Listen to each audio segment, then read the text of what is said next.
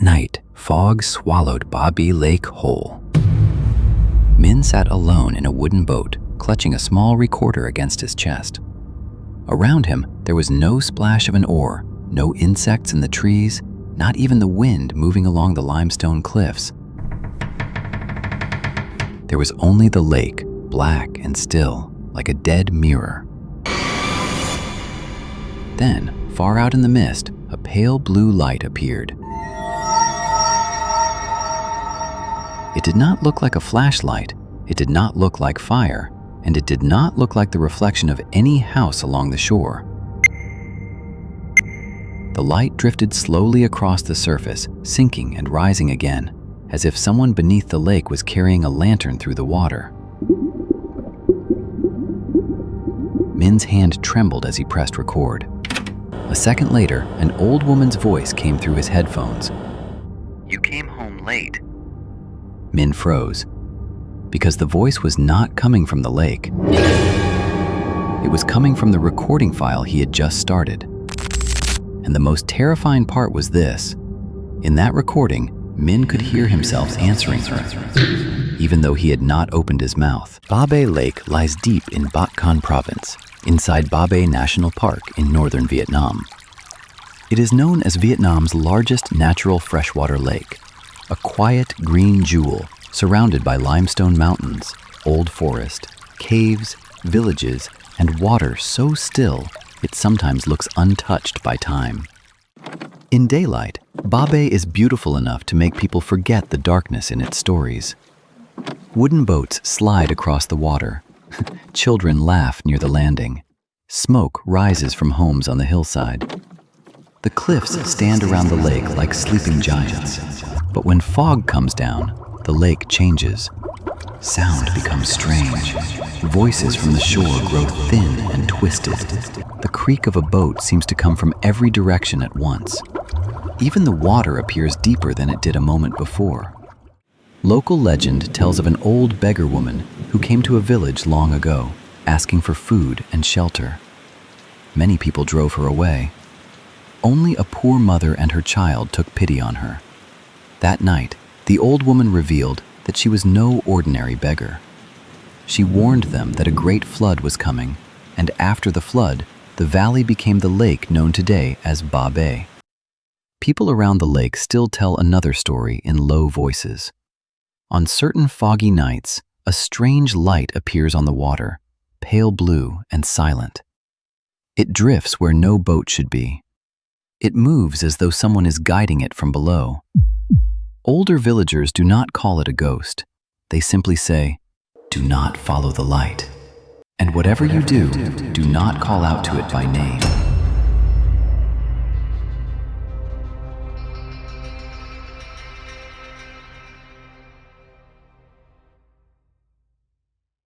Move into full cinematic storytelling. Build tension gradually. Min arrived at Bab late on an autumn afternoon.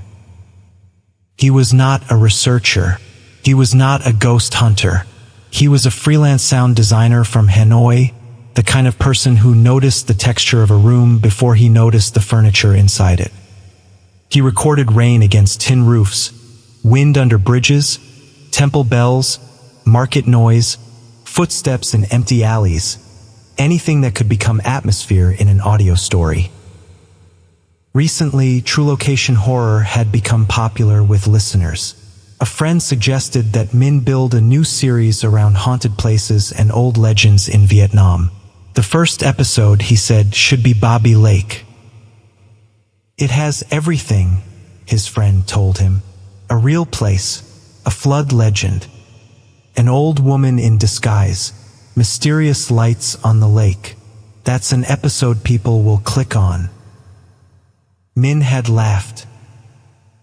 To him, every supernatural story could be turned into sound if you knew how to use wind, water, footsteps, silence, and one perfectly timed breath.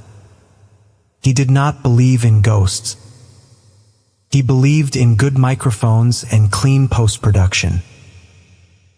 Before he left Hanoi, his mother called him. "Where are you going this time?" she asked.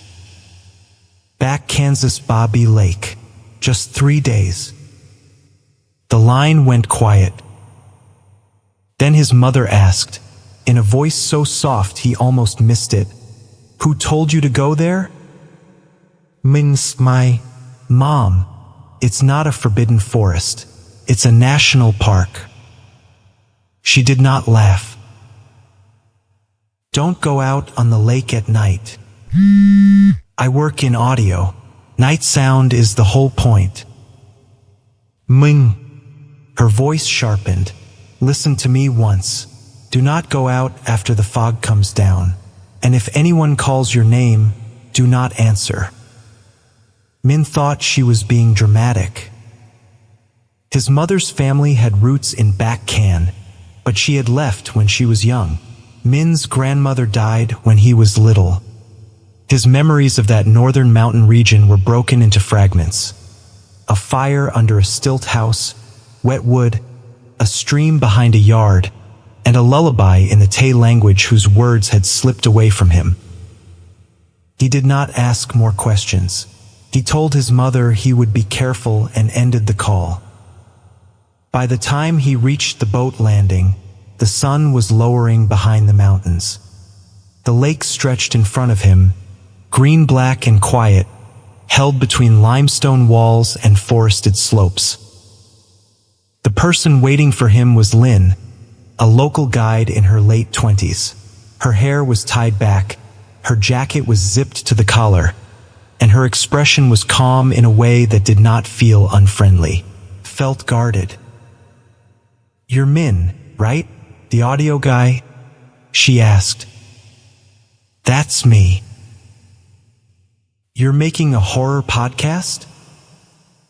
"Not exactly horror, more like stories based on real places." Lynn glanced at the equipment bag over his shoulder. "There are plenty of real stories here, but not all of them should be turned into a scare." "Min hestita." "You don't like people using the legend?" "It isn't that. People come here, hear 2 or 3 details, and turn the whole lake into a haunted attraction. For the people who live here, this lake is not a dare." Min nodded, mostly to be polite. Lynn brought him to a homestay near the water. The owners, Mr. Fan and his wife, were quiet and kind. The wooden stilt house faced a narrow stretch of lake, and beyond it the mountains faded into late afternoon haze.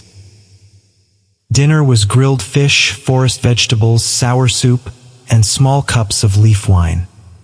Min set a pocket recorder near the meal and began asking about the legend. Mr. Fan lowered his cup. "You want the story of the beggar woman? If you don't mind, I want to record it accurately." Mr. Fan studied him for a moment, then looked out toward the darkening lake. "Long ago, they say this was not a lake. It was a valley with a village. One day, an old beggar woman came asking for food. She was ugly, covered in sores, and smelled so terrible that most people drove her away. Only a poor mother and her child fed her and gave her shelter." Min leaned closer to the recorder. "That night," Mr. Fan continued, "the old woman revealed herself as something more than human. She warned the mother and child that water would come and swallow the village. She gave them a way to survive. After the flood, the valley became the lake." "People believe she was a spirit?" Min asked. Mr. Fan's root. "Belief is not the important part. The lesson is, we were taught that when a hungry person knocks, you open the door. When a stranger asks for food, you do not humiliate them. Some stories are not here to frighten us. They are here to remind us." Min asked the question he had really come for. "What about the lights on the lake?" The air in the room changed. Mrs. Fan stopped clearing dishes. Lynn's eyes flicked toward Min as if telling him not to push further. But Mr. Fan answered, Some people see them, some never do, usually on nights with heavy fog. A small blue light, like a lantern wrapped in water. It moves slowly. If you see it, you turn back. Why? Mr. Fan looked toward the lake, now fully dark beyond the doorway. Because that light does not guide the living. Min did not go out on the lake that first night. Instead, he sat in his room and checked his gear. The main recorder, the shotgun microphone, the ambient microphone, headphones, batteries, memory cards, backup cables. Everything was clean. Everything worked. At a little before 11, when the homestay had gone quiet, Min played back the dinner recording. The sound was clear. Bowls, chopsticks, Mr. Fan's low voice whined through the wood walls. But at the exact moment Mr. Fan said, "That light does not guide the living," a small bell rang in Min's headphones. Min frowned and rewound the file. The sound was bright and distant, like a tiny piece of metal touched by a fingernail. He took off the headphones and looked around the room. Nothing moved. He played it again. This time, after the bell, there was a breath. Very soft, very close to the microphone. Then an old woman's voice whispered, "Back again." Minskin Titan. He immediately opened the waveform on his laptop. The voice was there. It was not random noise. It had shape, frequency, and breath like a real person standing near the recorder. He forced himself to think like a professional. Maybe Mrs. Fan had said something behind him. Maybe someone had walked past the door. Maybe the microphone had caught a sound and twisted it into words. He saved the file and named it Night 1 Bell Voice. Then he tried to sleep. But all night, he dreamed of a wrinkled hand knocking on a wooden door.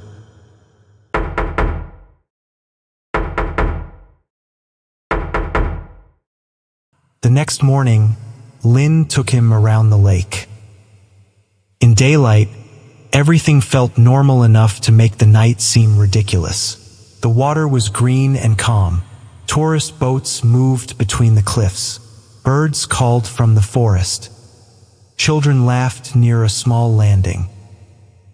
Min recorded everything. Water against the boat, oars dipping, engines in the distance, people calling from shore, wind curling along the rock wall.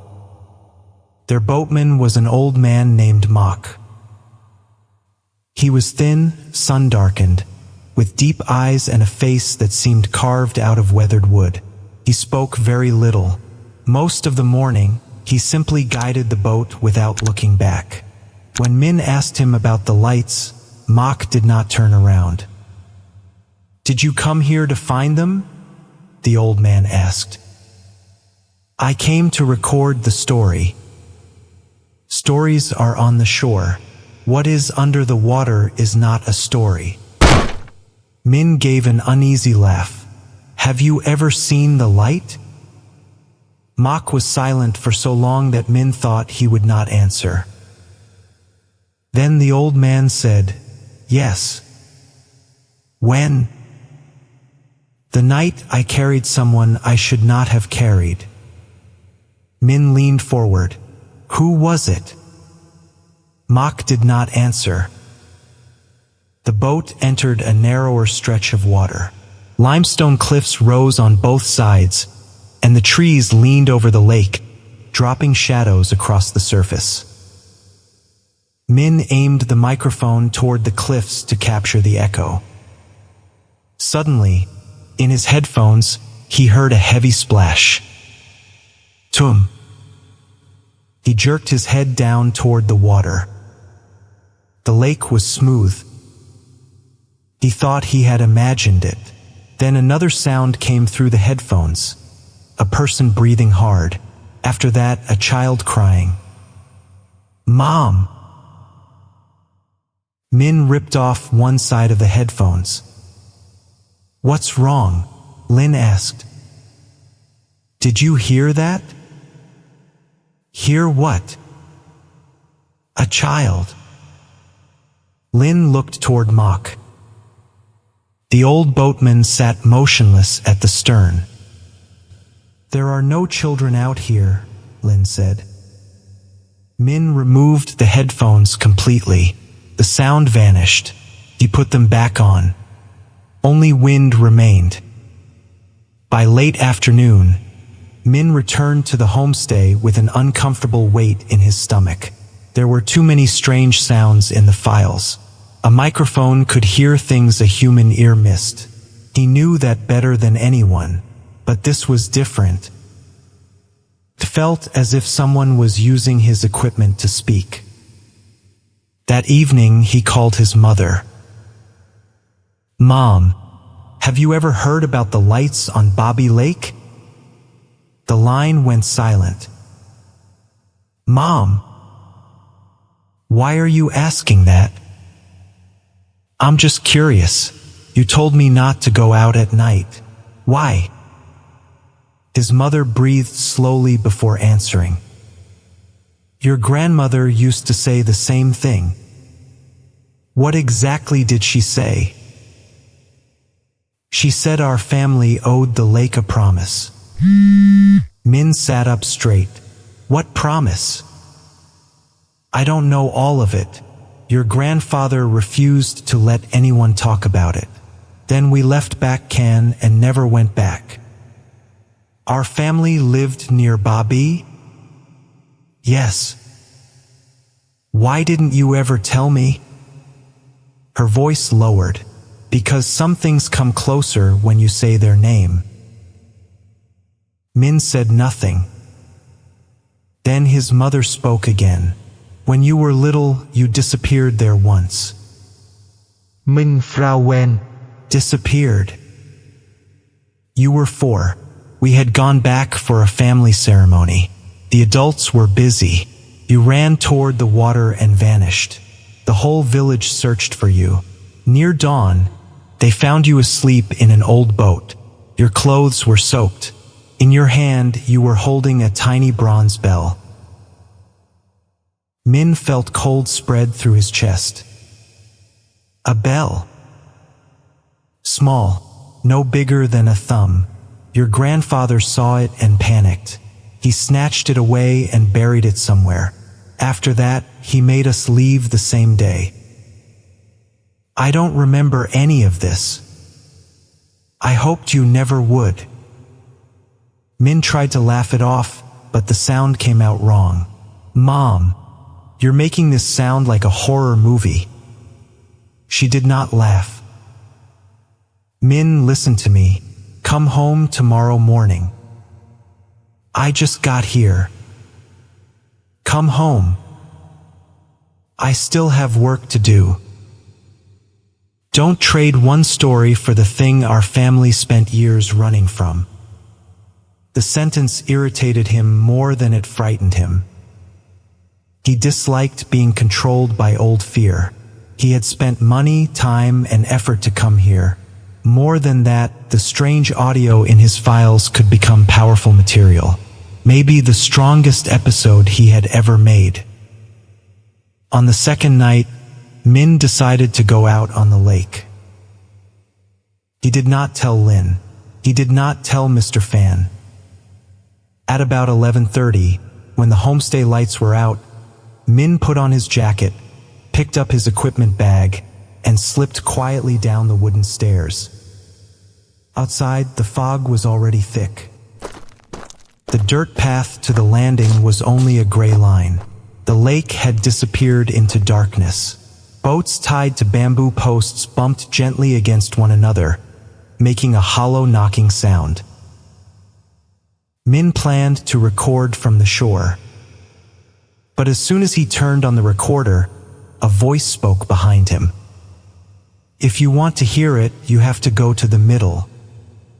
Min spun around. Mock stood in the fog, holding an oar. You scared me, Min said. The old man did not apologize. How did you know I was here? People who want to go onto the lake at night all walk the same way. Soft feet, loud hearts. Min felt embarrassed. Can you take me out for a little while? I'll pay.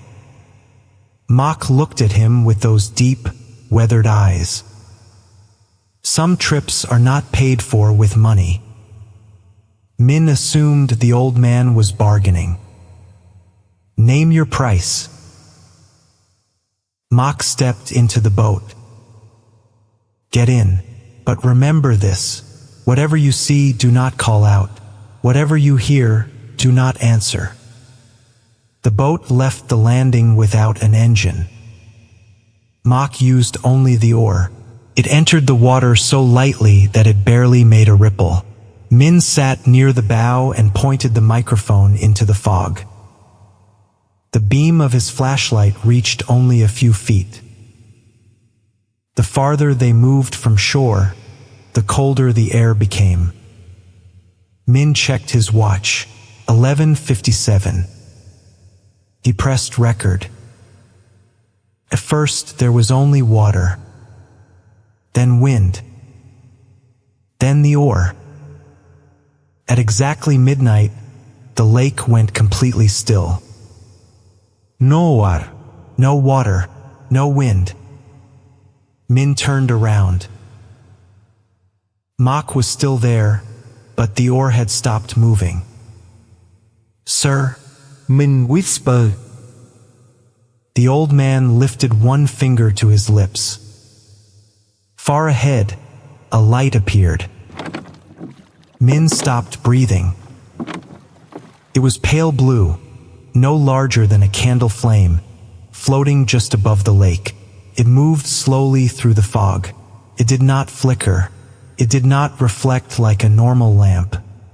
Beneath it, the surface of the water glowed faintly, as though a hand below the lake was holding it up. Min aimed the microphone toward it. Instantly, his headphones filled with the sound of a market. Not a modern market. It was a dense, living noise. Voices, chickens, pigs, footsteps in mud, people bargaining, children running past wooden stalls. Min stared into the fog. In the middle of the lake at midnight, his headphones were playing the sound of a crowded village. Then the market became rain. Heavy rain. People screaming. Dogs barking madly. Wood splitting. Water crashing into homes. An old woman's voice came very close. Open the door for me. Another voice shouted, Go away! Don't bring your curse into my house. Then laughter. Then people driving someone away. Then footsteps in mud. Then knocking.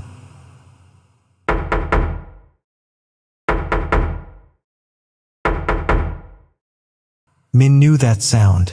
It was the same knocking from his dream. The blue light split into 2 lights. Then 3. Then 5. Small lights appeared all around the boat, drifting in a circle. Min pulled off his headphones. Outside the headphones, the world was silent. Inside them, hundreds of voices were screaming underwater. Mok spoke behind him. Have you heard enough? Min xoa lao. What is this? The thing you wanted to turn into content. One light floated close to the side of the boat. Min looked down. In the black water, he saw a face. He could not tell if it was a man or a woman. The skin was pale. The eyes were open. The mouth moved as if trying to speak. Min fell backward. The boat rocked hard. From inside his equipment bag came the sound of a bell.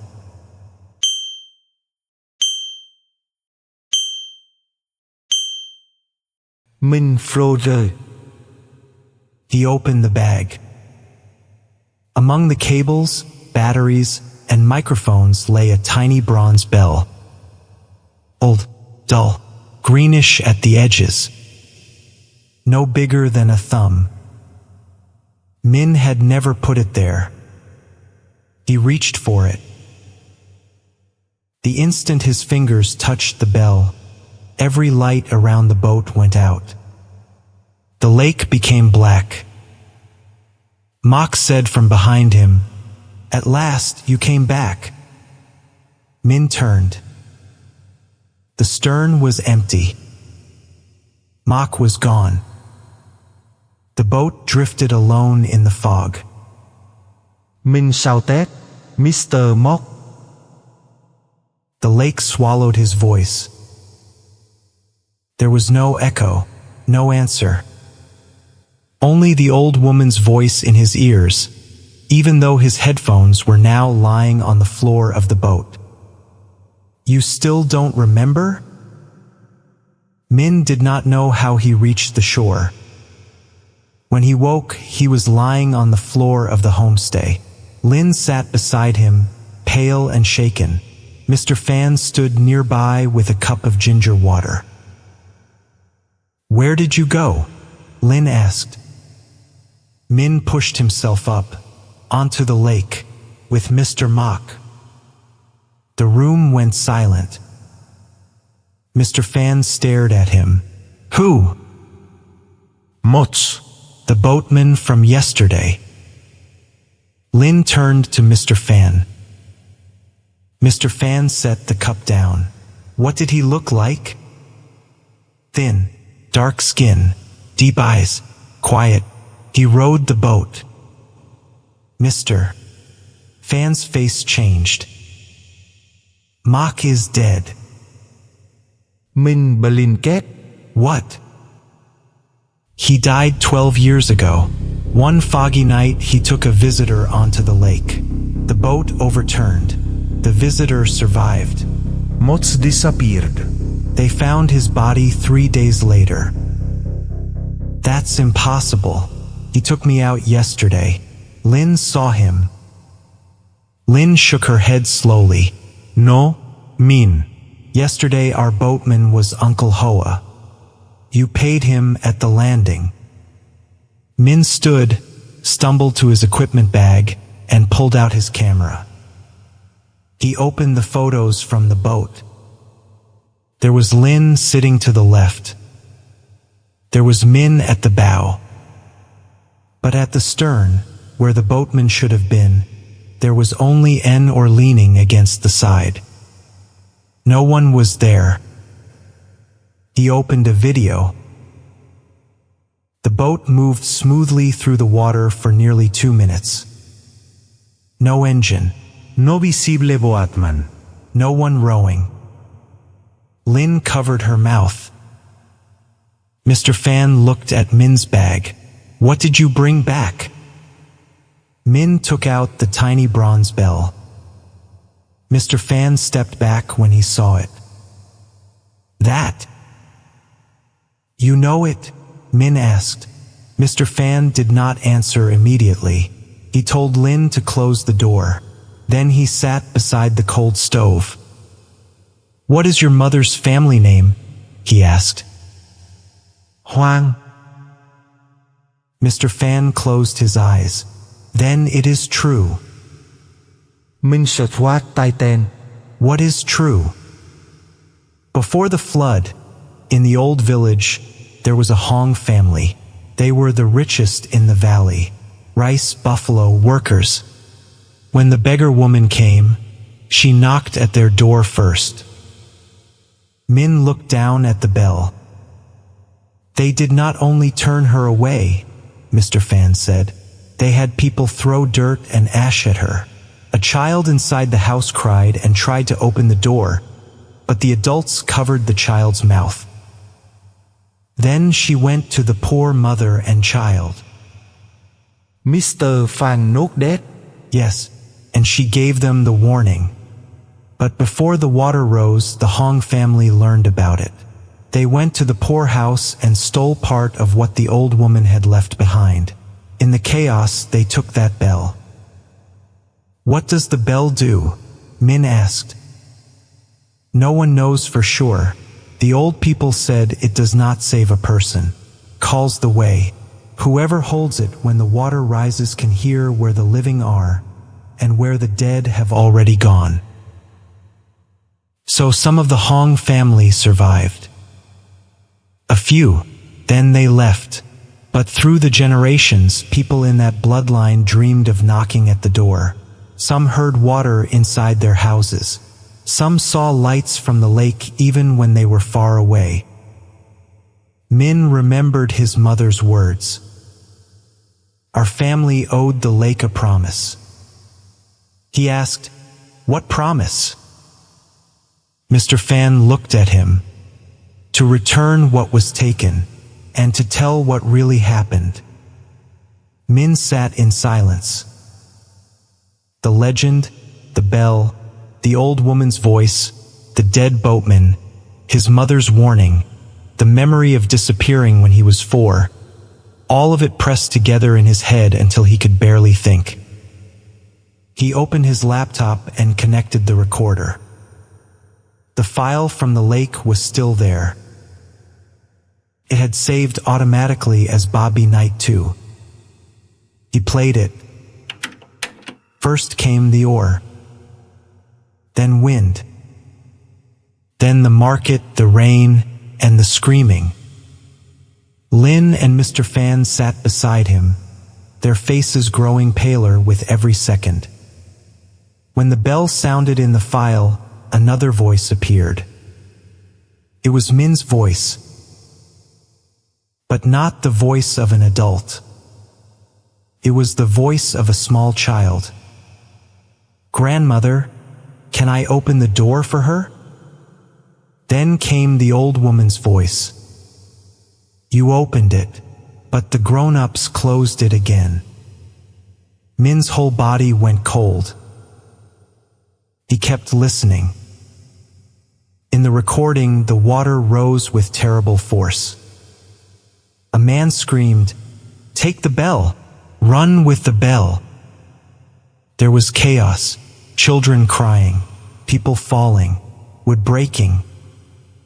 The old woman said, "What does not belong to you must one day be returned." Then the recording shifted. There was a small child breathing weakly. Someone rowing. A younger version of Min's mother crying, "Where is my son? Has anyone seen my son?" Then his grandfather's voice, shaking with fear. "Tell no one. Bury the bell. Bury it now." Min could not move. He had been here before. He had once been given back by the lake. But how? And who had placed the bell in his hand when he was 4 years old? On the third night, Min no longer wanted to make content. He wanted to leave. But as he packed his equipment, he discovered that every audio file on his laptop had been renamed. No more Night 1, no more Bobby Night 2. Every file carried the same phrase, "Return it." Min looked at the bronze bell on the table. It was silent. But whenever he turned his back, he heard water dripping somewhere inside the room. Drip. Drip. Drip. That afternoon, his mother called before he could call her. She was already crying. "You saw it, didn't you?" Min held the phone tightly. "You knew about the bell. Your grandfather told me never to speak of it. He said if we spoke, it would find its way back. I disappeared at the lake. What really happened?" His mother was quiet for a long time. Then she told him. When Min was 4, the family had returned to the old village for a memorial ceremony. His grandfather was sick and near the end of his life. He kept dreaming of an old woman standing outside a door. He said he had to return to Bobby one last time to ask for more time. That night, Min vanished. The family searched everywhere. Near dawn, a fisherman found an old boat drifting near the shore. Min was inside it, soaked but alive. In his hand was the bronze bell. When he woke, he kept saying, "The old woman is hungry. Give her something to eat." His grandfather panicked. He took the bell, buried it beneath a tree behind the house, and forced the family to leave that same day. "But what did he promise?" Min asked. His mother sobbed. "He promised to come back and return it, but he died before he did." "Why didn't you return it?" "I was afraid. I thought if we forgot, it would end." Min looked out toward the lake, already filling with fog. "Mom," he said softly. "Yes." "I don't think it wants to hurt us." The line went silent. "I think it just wants us to remember correctly." That night, Min asked Lin to take him to the landing. She refused at first. "You've seen enough. Why go back?" "I have to return the bell." "Return it where?" Min looked at the dark water. "Where the light appears." Lin shook her head. "No one goes there at night." "I'll go alone." "If you go alone, you may not come back." Min gave a tired smile. "Maybe that's part of what my family owes." Lin stared at him for a long moment, then put on her jacket. "I'll go with you, but only until the fog thickens. And if anything calls your name, you do not answer." "I know." "No," she said, "you don't." They borrowed a small wooden boat. This time Lin rowed.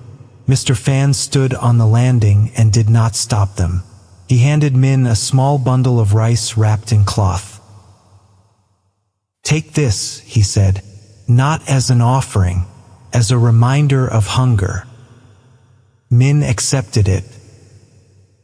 The boat slid away from shore. The fog came down earlier that night. The lake was unnaturally still. Lin rowed slowly and did not use a flashlight. Min sat at the bow with the bell in one hand, the rice beside the recorder. "Where did Mok die?" Min asked. "Near the deep water ahead," Lin said. "People say he saw the light that night. The visitor with him saw it too. The visitor tried to take a picture and fell in. Mok saved him, but something pulled Mok under." "Pulled him?" "That's what the survivor said. No one believed him." "Who was the survivor?" Lin did not answer right away. Finally, she said, "My father." Min turned toward her. Lin kept her eyes on the oar. After that night, he never went out on the lake again. He said there was an entire village under the water. He said they did not know they were dead. They were still going to market, still calling to one another, still waiting for someone to open the door. They went farther. The fog became so thick that Lin was only a shadow behind him. Then the bell in Min's hand rang by itself. Kang. Lin stopped rowing. Ahead of them, the blue light appeared. One light. Then two. Then a whole trail of pale blue lights stretching across the lake like a road. Min heard his heart pounding. He set the recorder down and pressed record. What are you doing? Linh whisper. Telling it right. Min lifted the bell and faced the lights.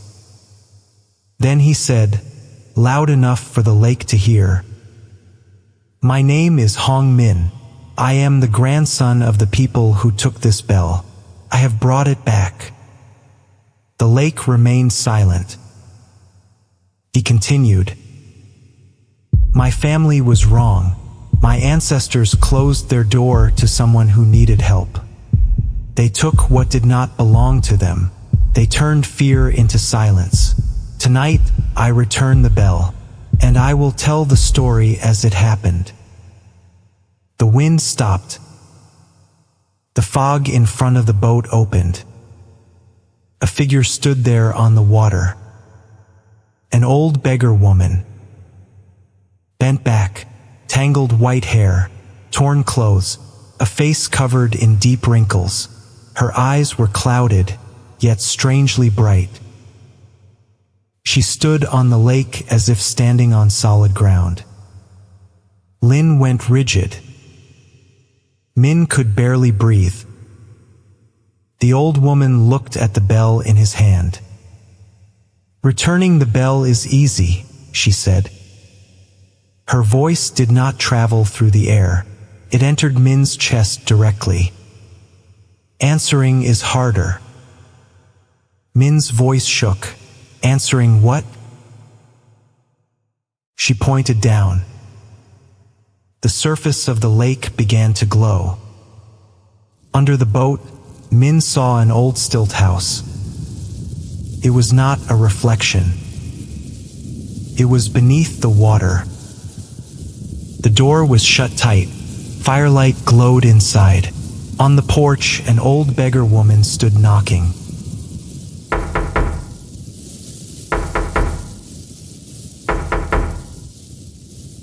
Then Min saw a child inside the house. A boy, about 4 years old. His face looked exactly like Min's childhood photographs. The boy ran to the door and tried to lift the wooden bar, but a man dragged him back and covered his mouth. The child struggled. The old woman kept knocking. Water began to seep across the floor. Min understood. The scene was not only the story of distant ancestors. It was also his own memory hidden beneath the lake. The old woman said, You opened it once. Min whispered, I did. When you were 4, you heard me knocking.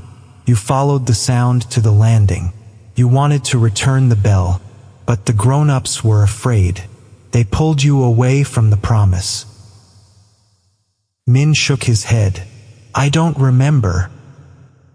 Not remembering does not mean it did not happen. The old woman reached out. The bell grew warm in Min's palm. He tried to place it into the water, but she did not take it. The bell is not what I need most. Min stared at her. Then what do you need? The old woman looked at the bundle of rice in the boat. When people tell this story, they remember the flood. They remember the spirit. They remember the miracle, but they forget the first thing. What first thing? A hungry person knocked at the door. Min's throat closed. The old woman pointed to the rice. Put it down. Min did. He placed the cloth bundle on the water. Somehow it did not sink. It floated slowly toward the light. The old woman bent and picked it up. For 1 second, her frightening face disappeared. In its place was the tired, gentle face of someone who had lived through too many hungry seasons. She said, Now tell it. Min understood. He did not need a shocking horror episode. He needed to tell the story as an apology. He lifted the recorder. There on the lake, in the fog, he spoke the whole truth. The beggar woman, the closed doors, the poor mother and child who gave her shelter, the rising water, the stolen bell, the generations who chose silence because they were afraid. When he finished, the lights around the boat brightened. They were no longer scattered points in the fog. Hundreds of small lights glowed beneath the surface. It looked like an entire village waking under the water. The market sounds returned. But this time there was no screaming. Only quiet voices. A fire crackling. A rooster calling far away. Children laughing. Lynn began to cry. Min placed the bell on the surface of the lake. It sank slowly.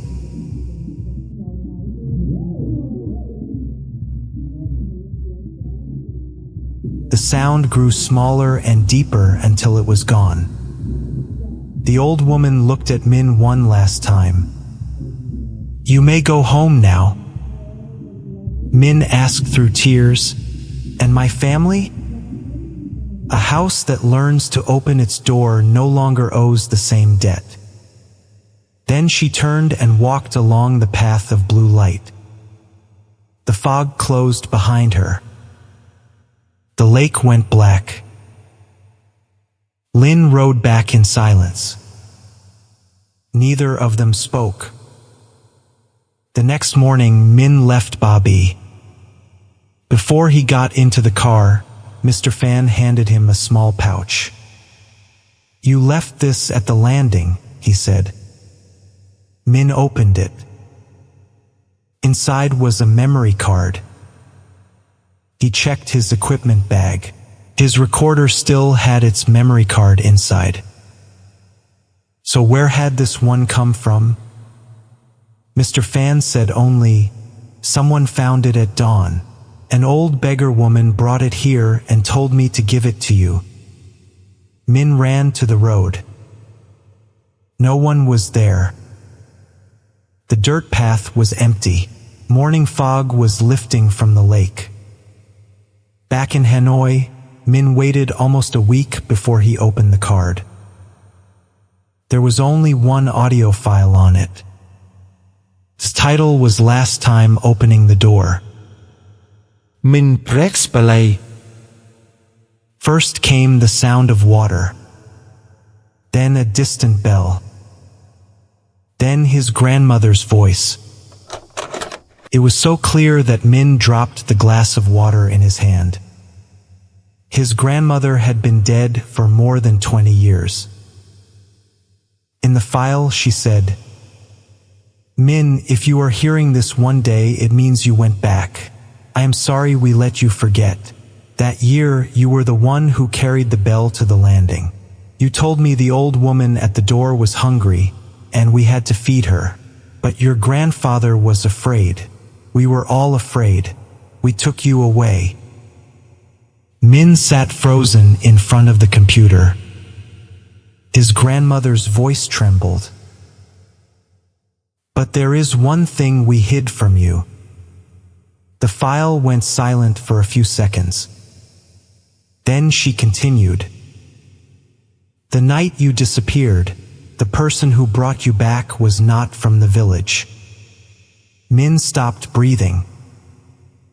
It was the old woman. Behind his grandmother's voice, a child laughed softly. Then she said one final sentence. "She did not come to take you. She came because, in the Hong house, you were the only one who wanted to open the door." The file ended. Min sat for a long time without moving. Outside his apartment in Hanoi, rain began to fall. Drops tapped against the balcony rail.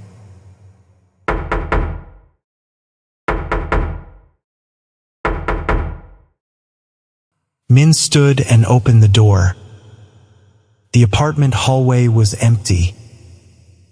There was no old woman, no blue light, only a small cloth bundle on the floor. Inside were a few wet grains of rice and a piece of old paper, written in a shaking hand. This time you opened it.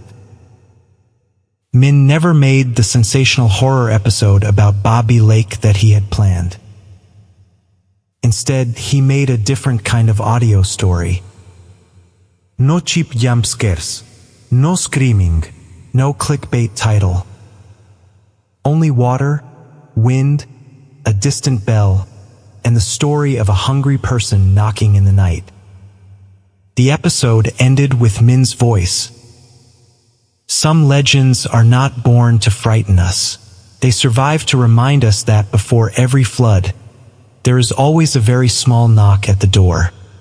And sometimes, the fate of an entire life begins with whether or not we choose to open it. Months later, Min received a strange comment under that episode. The account had no profile picture. Its name was only a single dot. The comment said, "I heard the bell at 33 minutes and 7 seconds. But the strange thing is, after the bell, there was an old woman's voice saying thank you."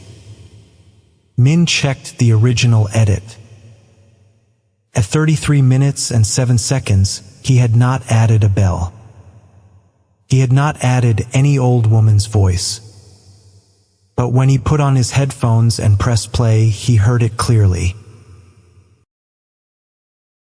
A tiny bell rang. Then the old woman's voice whispered, soft as fog over the lake, "There are still many doors that have not opened." And right after that, deep in the background, far away, he heard someone knocking.